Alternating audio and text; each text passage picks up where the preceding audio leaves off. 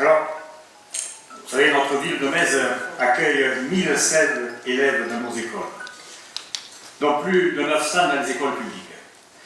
J'ai donc demandé à M. Aïssa Doulat, qui est adjoint aux affaires scolaires, de poursuivre le travail et d'amplifier les actions au bénéfice des élèves et des enseignants, ainsi que le personnel qui travaille dans ces écoles. Et je laisse la parole à M. Doulat.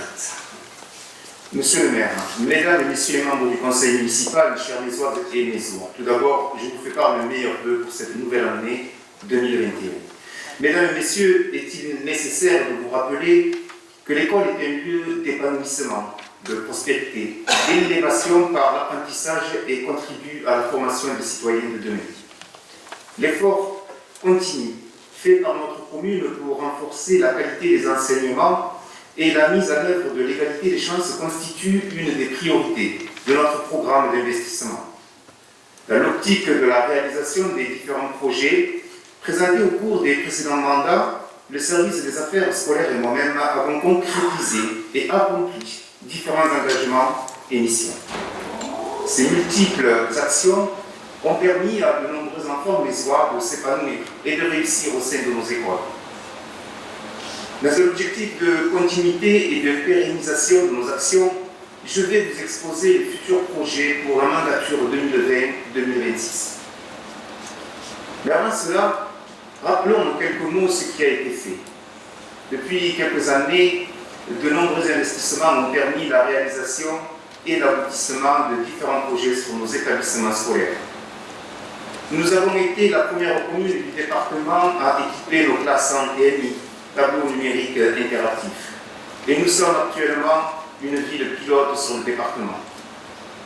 Nous avons été très actifs dans la mise en place de partenariats entre les écoles élémentaires et les associations sportives et culturelles.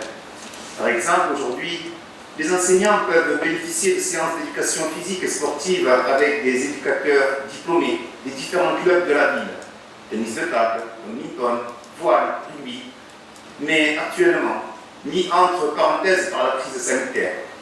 Ce partenariat reprendra dès que la situation le permettra.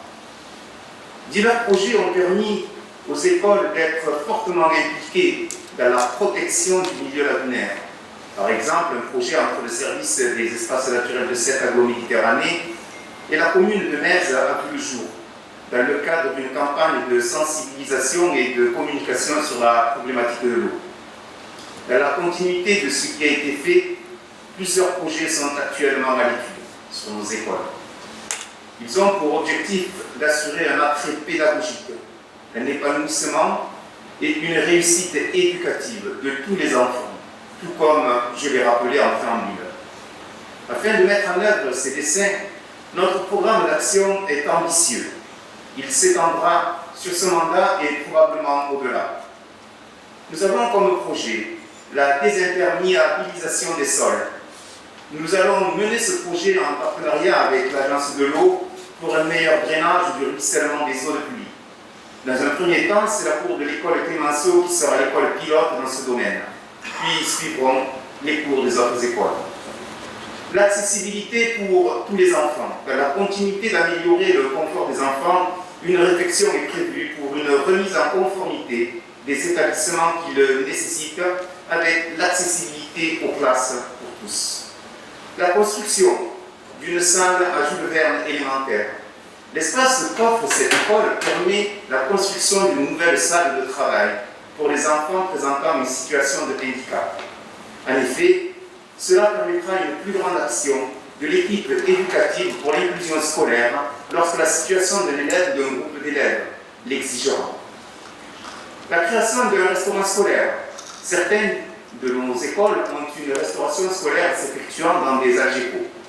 Nous allons construire un restaurant scolaire aménagé dans un respect total de l'environnement et dans l'optique d'un développement durable.